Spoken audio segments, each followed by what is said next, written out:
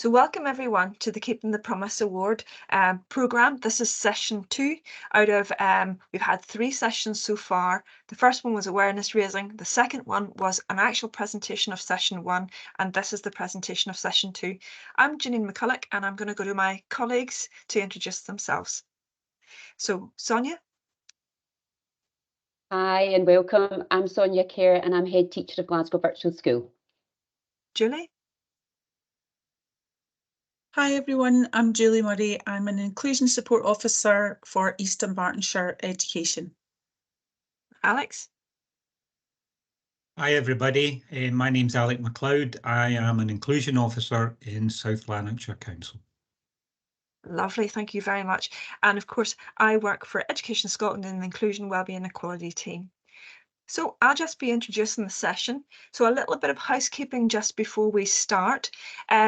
If during the session, because we are recording the session, if you can keep your mic muted and your camera off just for the session, we will invite you at questions at the end to turn your camera on and actually ask us your question.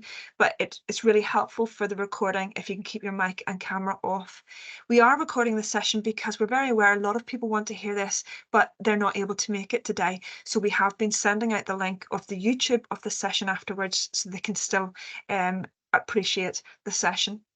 If you lose sound or if the slides stop progressing forwards, please don't panic. Just leave the session and rejoin with the link that you originally had, and we usually find that that fixes the problem.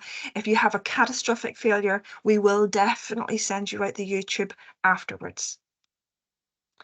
Just for your comfort, you may want to change your settings and use the accessibility mode to put on captions. So if you have a wonky connection, if your sound floats in and out, you may find it beneficial to have your captions on.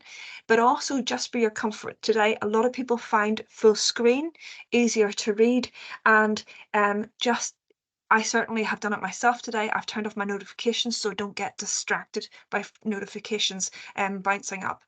It would be lovely if in the chat you pop in your name and where you're from and what your role is. It's really handy for us to sort of see that. We do get an attendance record, but it's nice to hear from you as well. So it's up to me to introduce this session. So welcome back if you attended the first session. This is the final presentation in the Keeping the Promise ward. And just as a reminder, the purpose of the programme is to raise awareness of the potential challenges care experienced children and young people may face and how we can individually and collectively keep Scotland's promise to them in terms of improving their learning experience and educational outcomes. This professional learning helps us identify our responsibilities to these learners, and in this session you'll receive information and guidance on what you can do in your day-to-day practice to promote the well-being, attainment and participation of any child or young person. We all want to feel loved, safe and respected. We especially want our care experienced children and young people to feel loved, safe and respected. Throughout this session, where possible, the voice and lived experience of care experienced children and young people has been used. Hopefully this session will demonstrate the positive impact both education itself and we, the practitioners, have on care experienced children and young people's lives and learning. So to support our care experienced children and young people to actively engage in keeping the promise, we need to first understand how their experiences and development shape them. Once we know this, we then need to know how we can best support them.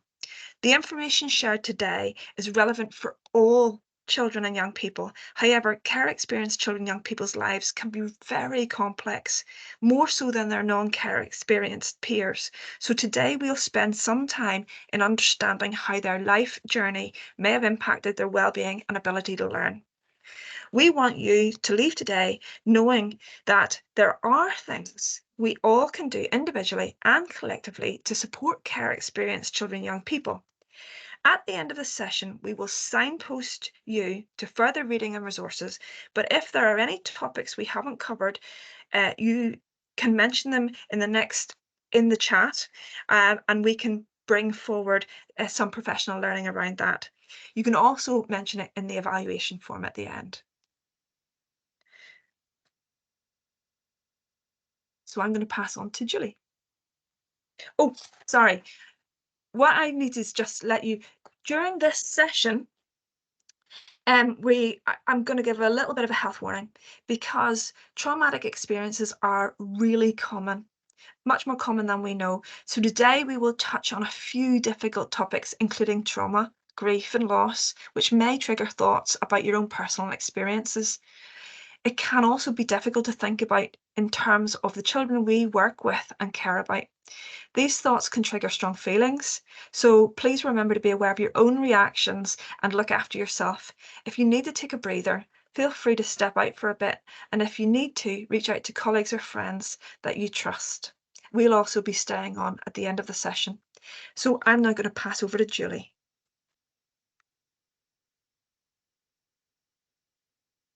So we start today by considering trauma.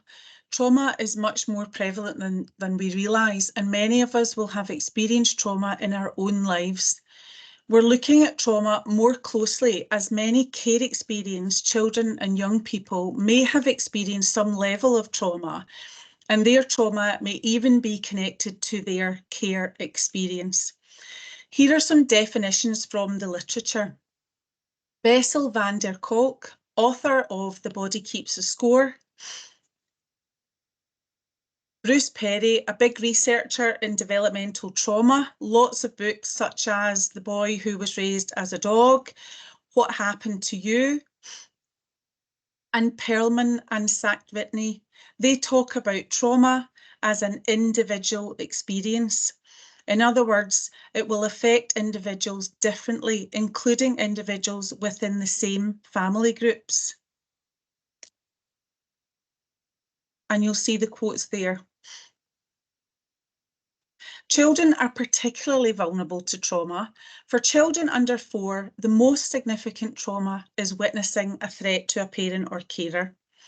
Children and young people are not always consciously aware of the trauma they have witnessed, therefore may not be able to respond or process this effectively. Our bodies may display a physiological response to trauma in response to fear and threat. This includes increased heart rate, sweating, shaking, needing to go to the toilet, difficulty sleeping, changes in eating habits. Our bodies can go into flight, fight, freeze, or fawn responses in order to try and avoid further trauma. Instinctively, our bodies will focus on survival. As a result, the thinking part of the brain is overruled, and instead the primitive brain takes over, which does not allow, or not always allow, for rational thinking or responses. The slide shows the 3 broad types of trauma. Children and young people who have had experienced trauma may have ongoing physical responses such as re-triggering trauma memories, flashbacks, intrusive thoughts, sleep disturbance, appetite disturbance, avoidance of people or places, mistrust of people, under or over reliance on others. It's important to note that these are normal responses to abnormal and traumatic experiences.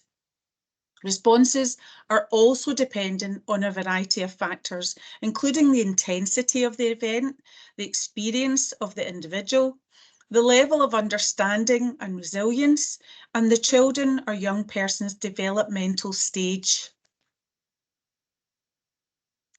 Adverse childhood experiences, or ACEs, can impact on children and young people's well-being and learning.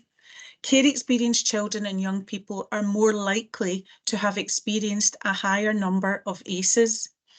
A UK study in 2014 found that 67% of people experienced at least one adverse childhood experience, with 9% of the population having experienced 4 adverse childhood experiences.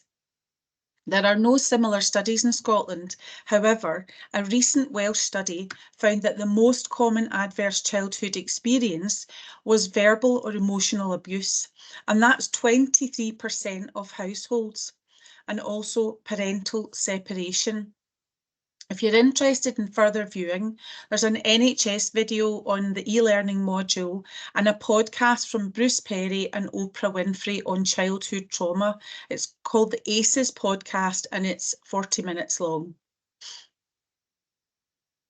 We're now going to watch a 6-minute clip called The Window of Tolerance, and it's from the Beacon House Trust. This short clip will highlight how the brain and the body react to trauma.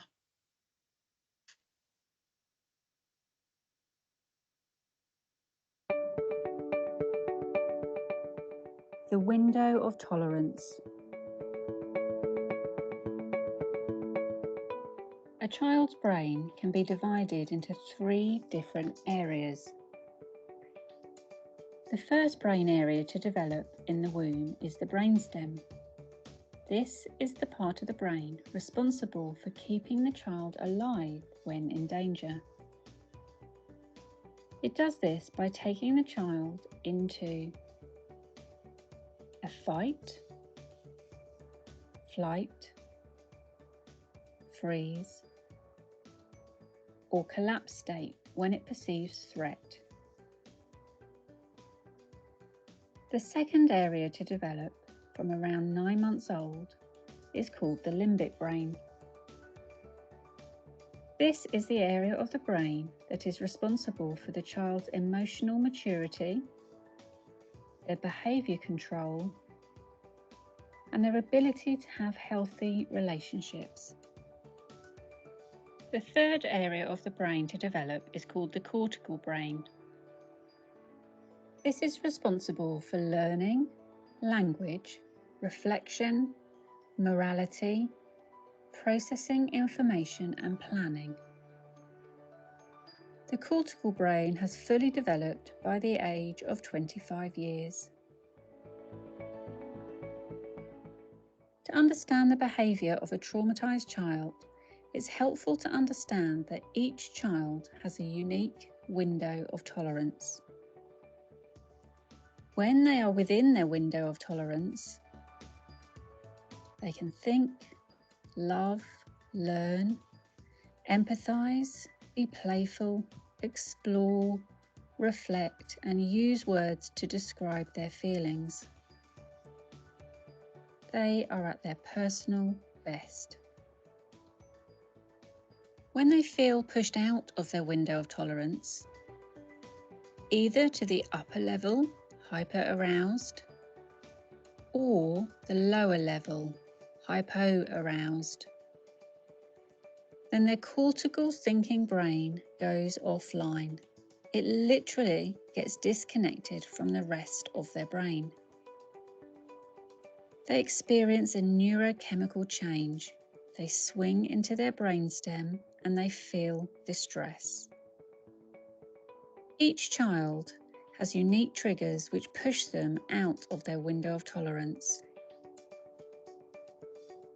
A child can be pushed just outside their window or way outside their window,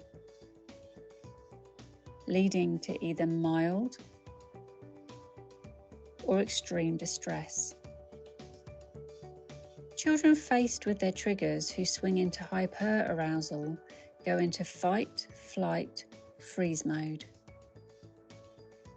On the inside, they feel anxious, overwhelmed, frightened, and sometimes terrified and angry. Their body changes. Their heart rate increases, they get shaky, and they might get body pains. Their body is getting ready to fight, run, or freeze. We know they are not in danger, but their brain does not know this. On the outside, they appear aggressive or anxious or obsessive or controlling. Children faced with their triggers who swing into hypoarousal go into collapse mode. On the inside, they feel empty, dead inside, flat, shut down, disconnected, just nothing. Their body changes, their heart rate decreases, and they get ready to feign death as a survival strategy. On the outside, they appear withdrawn, quiet, hard to reach, emotionless, inactive, unproductive, and unable to learn, relate, or engage. Children who have experienced trauma and loss swing from hyper-aroused to hypo-aroused, with limited amounts of time within their window of tolerance. Their window of tolerance is smaller than other children's. Our job as adults supporting the child is to help them expand their window of tolerance, as this is where they can learn, love, and be loved. We can do this by teaching them how to notice, communicate, and manage their emotions, and how to bring themselves back into the personal window of tolerance. By regulating their feelings for them and with them, we show them that their emotions are not dangerous and can be tolerated. We can also help by identifying their triggers and creating an environment that feels as safe as possible for them. We must work hard to stay within our own window of tolerance in order for us to help children stay within theirs.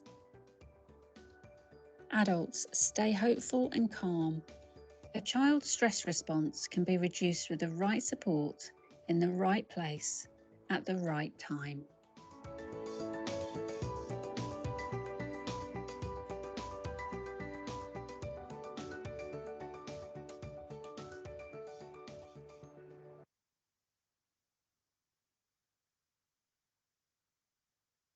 It's important to remember that children and young people also experience many positive experiences throughout their lives that can help counteract adversity and can build resilience.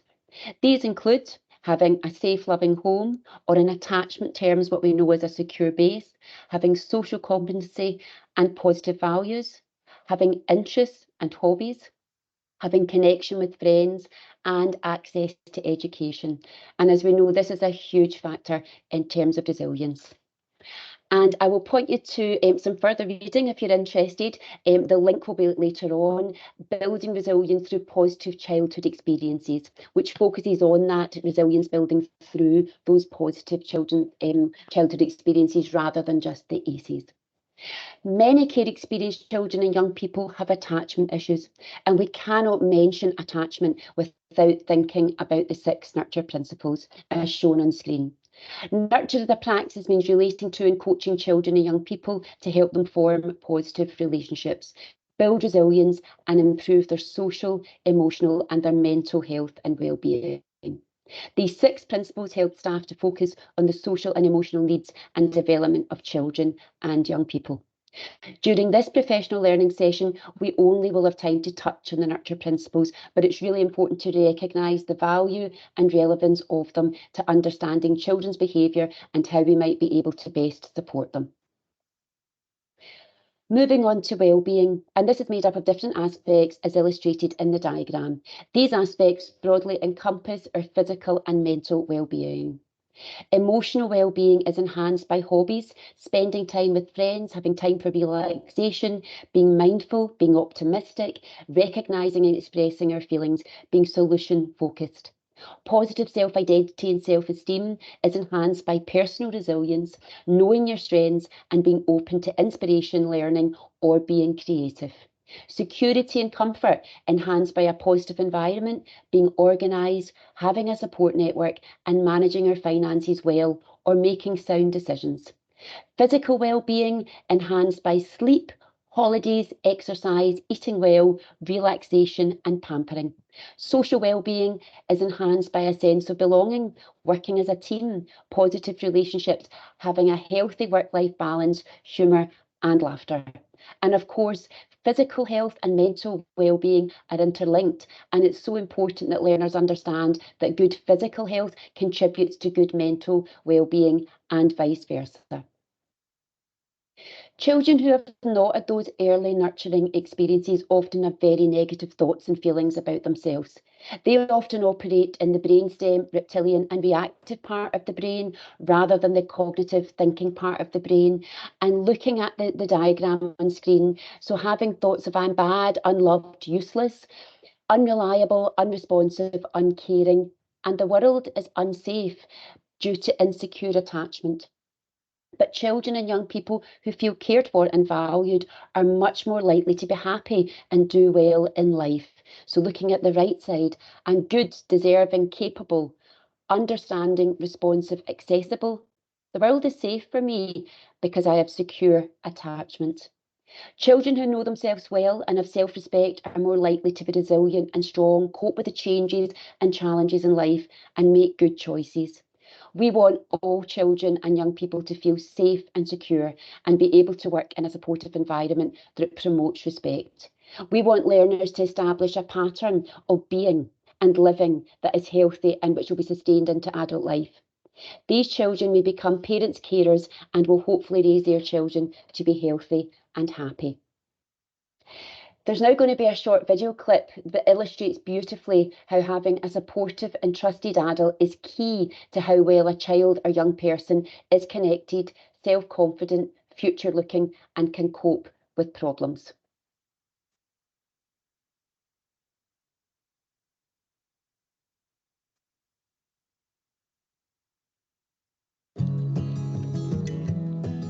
Sometimes I just think it's hard to control, manage my anger, but makeup takes me away from that. It makes me forget about it. I never really believed in myself, but things are different now.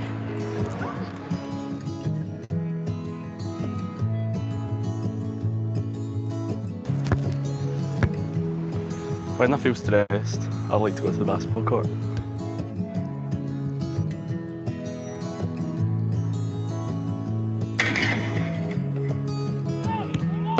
I'm the youngest in my family, but my big brother's always there to help me. Sometimes life can get me down, but dance helps me escape.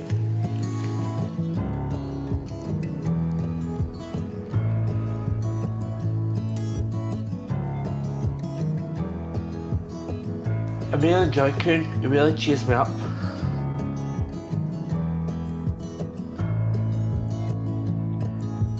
Friends are really important to me. They're only a phone call away. We all have difficult times in our lives, but it's good to talk to someone. Somebody you can trust that'll be there for you no matter what. Someone you can talk to, someone you can depend on. Having a supportive adult in our life is good for our well-being.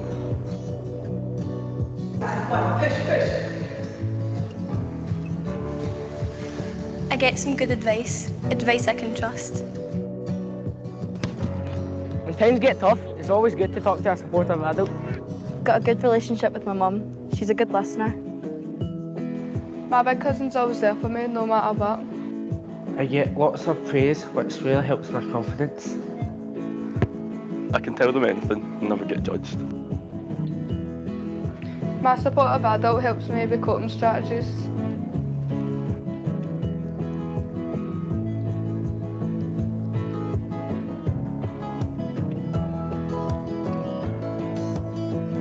She makes me feel safe and valued.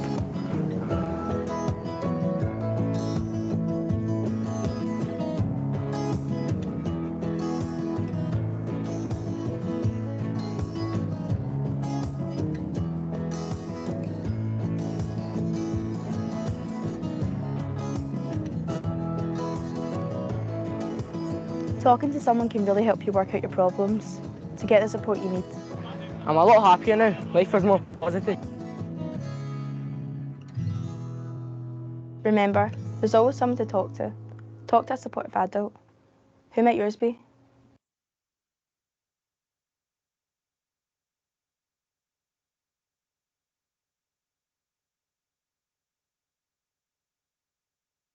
The One Good Adult concept is a key element of the NHS Greater Glasgow and Clyde Child and Youth Mental Health Improvement and Early Intervention Framework. The absence of a supportive and trusted adult is linked to higher levels of distress, antisocial behaviour, and an increased risk of suicidal behaviour. The supportive and trusted adult can be a parent, carer, grandparent, youth worker, sport coach, teacher, janitor, or someone who's available to them in times of need. And that film shares the benefits of having a supportive and trusted adult and encourages young people to think about who theirs might be.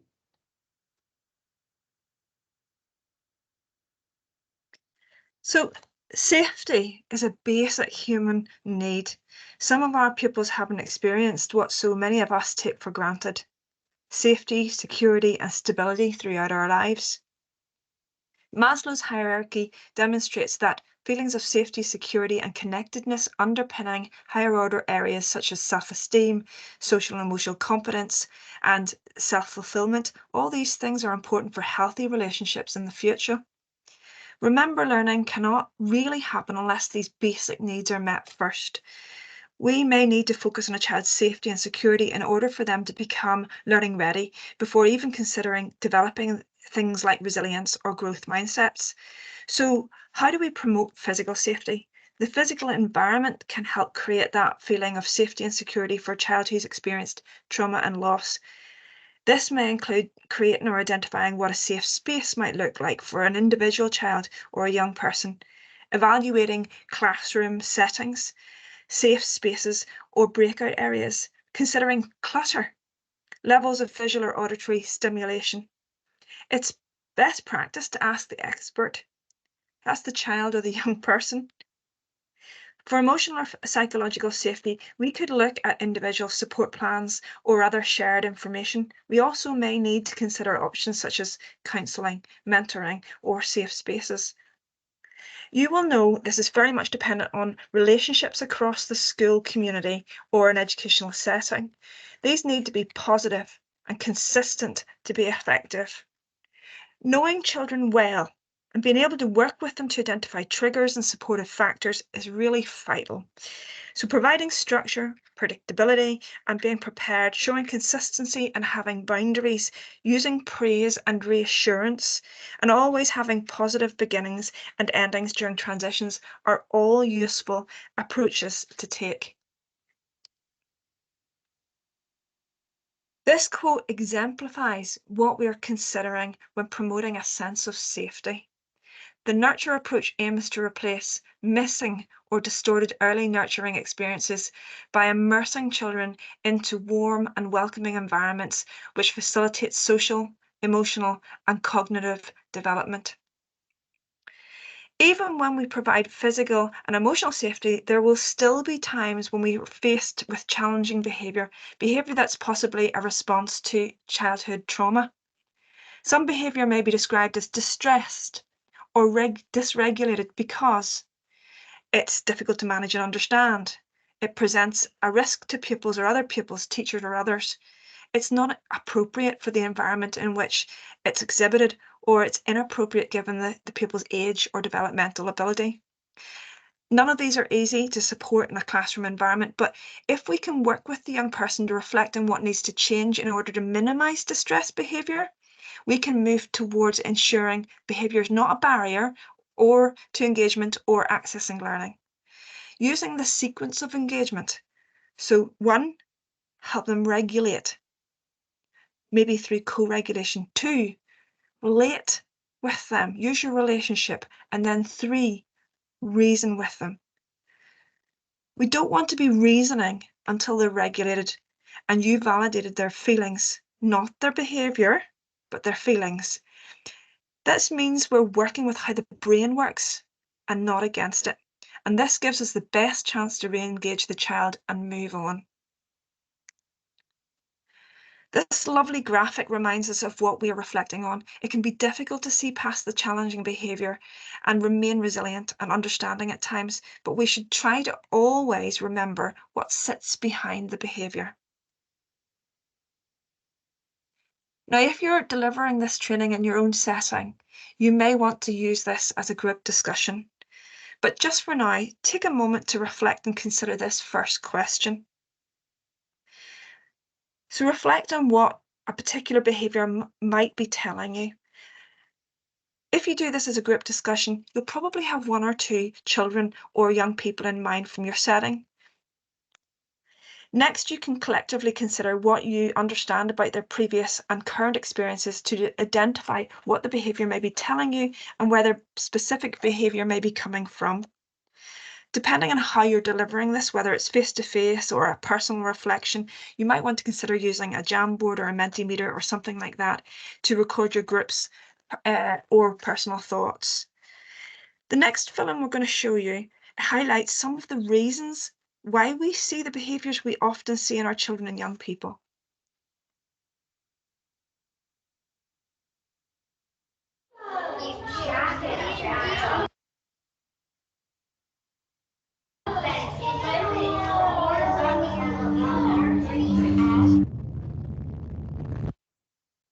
I'm rude because I like the feeling of power and control it gives me, especially as I often feel very out of control on the inside.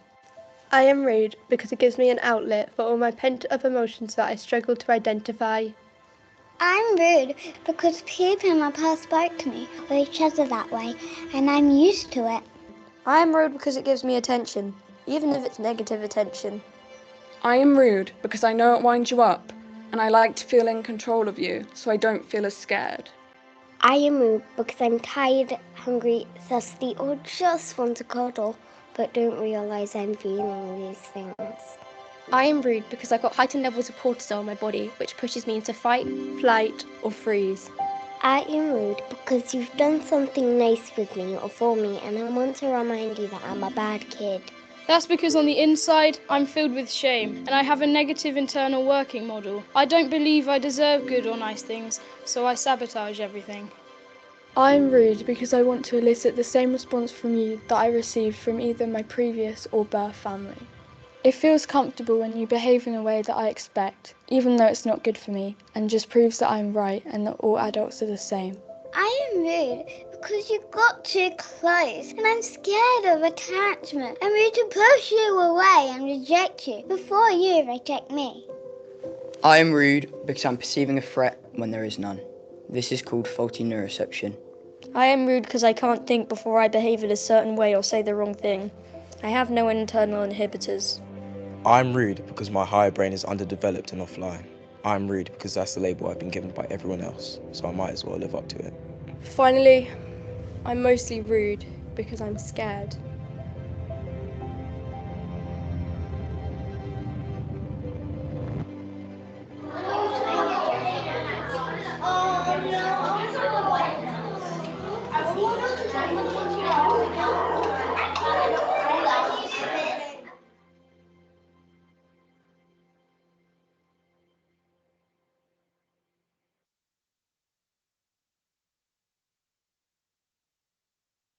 So this short film is a reminder to us all of what a young person may be feeling whilst they sit in our classrooms and what it can look and feel like when the sense of safety and security is missing.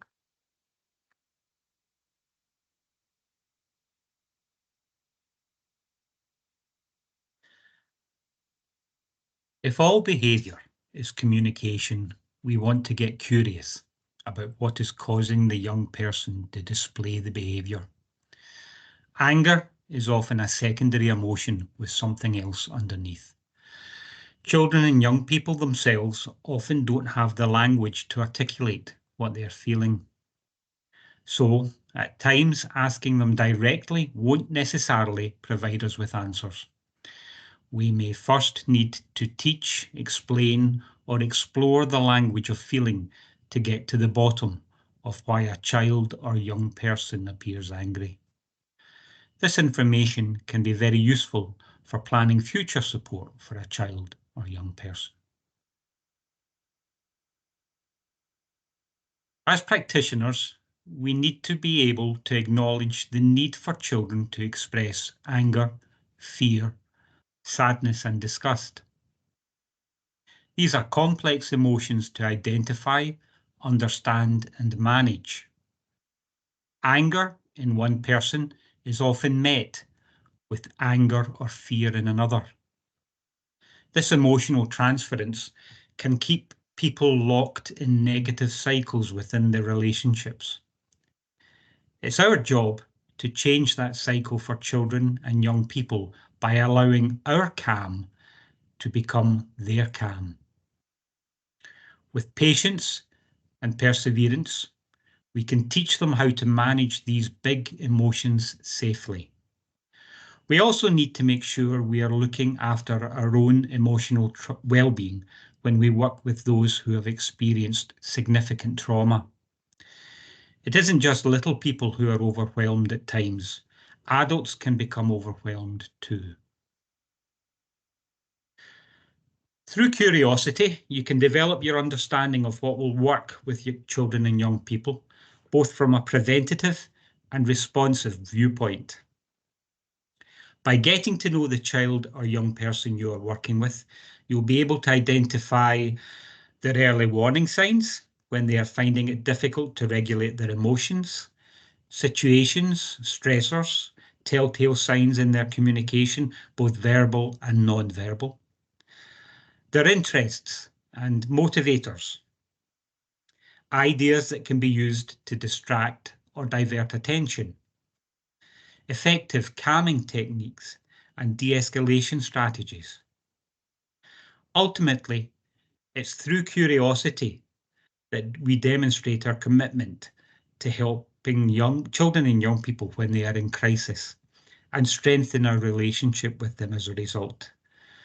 Again, refer to the self-regulation video in the further resources section. One of the 6 nurture principles, language is a vital means of communication, applies to our internal narrative and how people view us externally. We want to use all the verbal and non-verbal language that we can to encourage positive interactions with children and young people, to give them a sense of safety, that they are worthy of positive attention and acceptance, that people can be playful, kind and curious and want to be there for them, that people can be empathic to what they are needing and to what they are going through. We can remember this through pace, playfulness, acceptance, curiosity, empathy.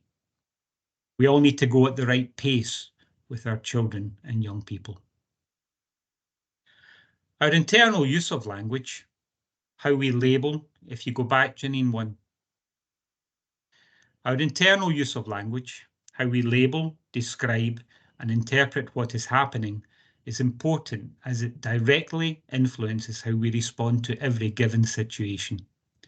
Therefore, the more accurate we are with our language and the more we focus on positive, helpful language that encourages us to see growth and opportunity for positive change, the better placed we will be to support the young people we are working with.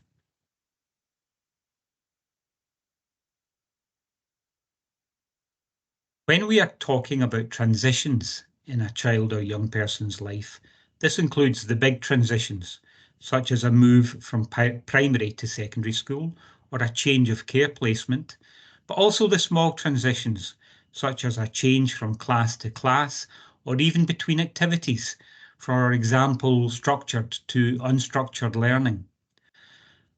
This could also be subtle changes within a young person's environment, such as the change of a class teacher or change in the way the furniture is arranged in the classroom. Transitions are challenging because they force us to let go of the familiar and face the future with a feeling of vulnerability. When children and young people have developed secure attachments with their primary caregivers, and when they are confident in the relationships in school or nurseries, then transitions can be key times for development of new skills, and while causing nerves, can be approached as exciting opportunities for new experiences. For children who have grown up with disrupted attachments at the centre of their emotional life, then any stable element of their life is held to as an anchor for their feelings, and the sense of panic and dread in the approach to a transition, however small, can result in emotional dysregulation and reactive behaviours that are centred on fear of the unknown and what can't be controlled. When all the personal aspects of their life at home have been subject to flux and unannounced change, then every element of control that they can exert in their relationships at school helps them to validate their sense of self. When this control is threatened by a transition, then their immediate response is to fight for the status quo. So we may want to get curious and ask ourselves, why might transitions be difficult for this child or young person? When children live through a chaotic home life with no validation of their worth from unreliable and indifferent caregivers, they seek to test the relationships that develop at school on the basis that they may fracture, as all previous relationships have fractured in their emotional life. Changes in their environment, routine, and experience of school life will feel to them as portents of new change and disruption, and as further examples of rejection and confirmation of their low self-worth. Children who have experienced such chaotic home lives in their infancy and early childhood and have moved into new care arrangements will carry the imprint of their early experiences in how they approach change and how they cling to whatever feels permanent. Yet change is inevitable in life, and particularly in schools, where the daily, weekly and yearly routines all bring change at different times, small and large. How do we support children to accept and work through change? The first key principle is to give children time to process a change before that change occurs. Depending on the extent of the change, then time required could be hours to months. The larger the change, the more time required to talk through with the child the implications of the change and how key things will remain constant. The second thing to emphasize is how the changes will not undermine relationships that have developed, and how what has grown between staff members and a child will not be lost and can be revisited and enjoyed in other ways. An example of a small change, moving seat within a class. A child who is hypervigilant to threats may like to scan a room so they can have a view of what is going on around them. If the place they sit in the class has changed, this may prevent them from settling to learn. Looking at this cycle, the grief cycle, you can think about how children will respond to change by following the emotions mapped out in the cycle. It can be that some children will require more scaffolding, as set out in the elements underpinning the cycle. Some children can be blocked at points in the cycle if they've not had the opportunity to experience change in a positive way with caring adult support. Often, care-experienced children have suffered unexpected changes in their lives which can leave them stuck at points in the cycle, and this can be expressed in the reaction to other, smaller changes. So at stage 1, people may be in shock or in denial. The reality of the change hits, even if the change has been well planned. At stage 2, feelings of concern, anger, resentment or fear may emerge and be expressed. The change may be resisted passively or actively. At stage 3, this is a turning point for individuals and a team. Individuals will try out and explore what the change means as they are more accepting of the change. At stage 4, between the bargaining stage and acceptance, people tend to feel overwhelmed, helpless, and may react with hostility or withdrawal. At stage 5, the acceptance stage, the changes have become part of day-to-day life. People see the improvements and embrace the change. It can take around 9 months for individuals to adapt following a significant life event, which for children can include moving school. During this period, Children and young people are unlikely to be in a position to learn without the appropriate social and emotional support in place. Time is so important for everyone.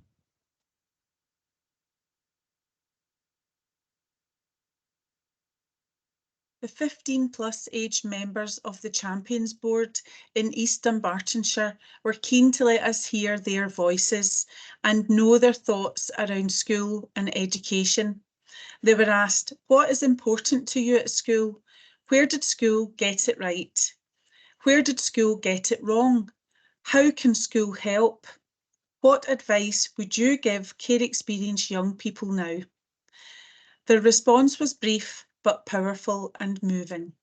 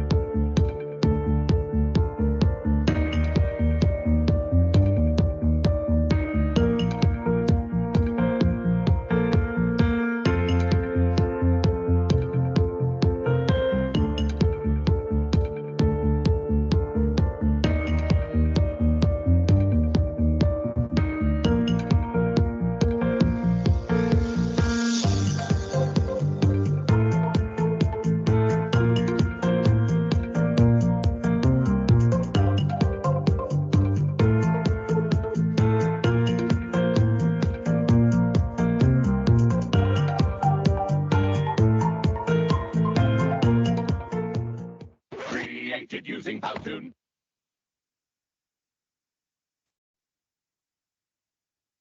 So following on from watching the film animation, there's an activity on screen. You could create a Jamboard or Menti for the activity, or a good old-fashioned flip chart and post-its if your meeting is in person. Good idea to put people into groups here of about 5 or 6 if you're working with larger numbers. And ask your group the 2 questions that are on the slide. So how are we currently supporting our care experienced children and young people? What works? And how do we know? And what you're really aiming to do here is allow people to feel positive using the knowledge of your establishment or setting. You could also prepare some points of discussion. So perhaps what are they already doing to support our care experienced learners? For example, regular planning meetings, information sharing, use of the language that's being used, being inclusive in after school clubs, supporting transportation issues if young people are in care out with the area, gathering pupil voice using surveys and focus groups, and so on. And another activity on the next slide This again can be done using Menti, Jamboard, flip chart paper. When responding to these 3 questions, thinking about the Promise foundations, in particular, voice, listening to our children and involve them in decision making. People, actively support our children in developing relationships. Family, work together to support families and help them support their child. And scaffolding, when necessary, support each other to be able to support our children and young people. The next slide is a slide of resources, some of which we've referred to throughout tonight's training. It's not an exhaustive list, but maybe a starting place for any further reading or professional learning there. Well done. That's the end of the formal presentations for this course, and there's now only one more step to complete the award, and that's the e-learning module that you'll have to complete independently. At the end of this presentation, you'll find a live link to the e-learning module, or alternatively, you can click on the QR code to access it. At the end of the e-learning module, there will be a short quiz. The quiz link will be provided to you by the person leading the professional learning via email. On successful completion of the quiz, you'll receive an iPromise award, and this will be in the form of a digital certificate and a digital badge. You complete the quiz, the lead for this training is notified, and when 70% of everyone in the establishment completes the quiz, the establishment will receive the We Promise Award. The digital badges can be used as part of your digital signature, on your emails, etc. And the formal We Promise certificates could also be displayed in your establishment's foyers or reception areas. However, even more importantly, we hope that this professional learning will positively impact the care experienced children and young people you work with. Thank you very much for your participation today. Here's now the link and the QR code for the e-learning module. You may need to copy these and email to staff, as they'll likely do this in their own time. The link for the knowledge check is in the information and guidance on the website, and that's the Education Scotland website. If you're doing this as part of a school, please duplicate the form so that you can collate everyone who's completed the training, and hopefully the school can then get the We Promise Award. And as I said earlier, you'll need 70% of all staff, so not just teaching staff, that includes your janitors, office staff, canteen staff, etc., to achieve this award.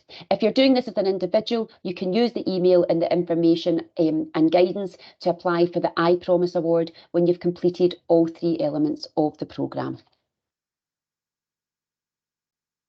Thank you, Sonia.